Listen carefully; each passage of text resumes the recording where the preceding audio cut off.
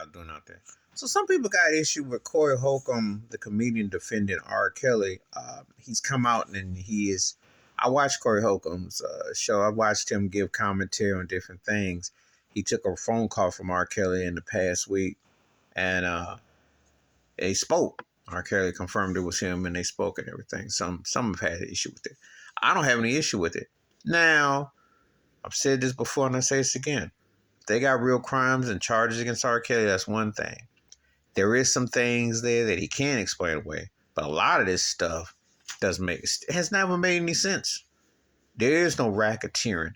I think at the most you find a happy medium between 5 to 10 to maybe 15 years tops for certain things that you got, but he didn't hold any grown women against their will. And it's not no racketeering. And how come some of these parents and a lot of these people in this industry ain't locked up if this is the case? And his ex-wife, I've said that. I also feel, I agree with the Tasha K thing. She overcrossed her boundaries with that correctional officer. So that could definitely be a mistrial right there. That could eliminate the racketeering. Matter of fact, that could pretty much wipe away a lot of his sentence right there if they were about justice. But I definitely think that the music industry, who they use Dream Hampton as a pawn, and the government want to make an example out of him. I do. Not saying two things can't be right at the same time. Not saying that he doesn't have some charges that aren't there, that you can't eliminate. However, at the same time, this is a bit extreme. And it is played out itself like that too. It really has. So Corey Holcomb happens to be from Chicago, comedian, and R. Kelly from Chicago. So, homeboys stick together, and I get that and everything. But he brought up a valid point. He mentioned the Sam Cooke, killed for his publishing, Michael Jackson, Prince, Whitney. I say this, and I've said that about the R. Kelly situation, because he started asking about his masters. He got the wrong white person upset with him, and they made an example of him because this is about the money. They still making money on Spotify and all these services off of hitting his name. That's why they trying to take everything out and downplay it. Oh, he wanted his masters, his publishing. Yeah, he wanted to ask questions, and this is how they pay you back. Because when you're black, you don't get to cross the finish line. And I'm not justifying anything in his case, because it's there. However, what I am saying, now all of a sudden they want to do a takedown. They didn't want to take down 20 years ago.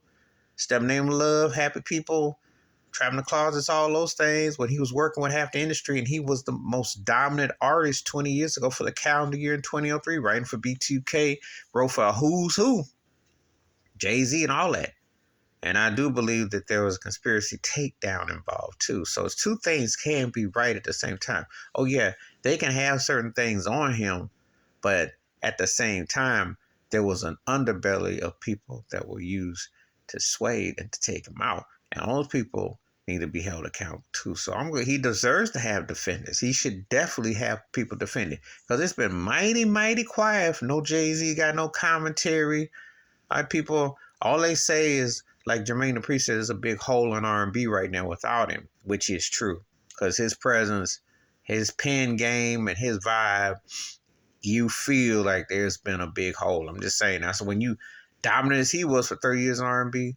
You definitely feel it, but they're still making money off of him. But they don't have anybody that comes close to touching the run he had.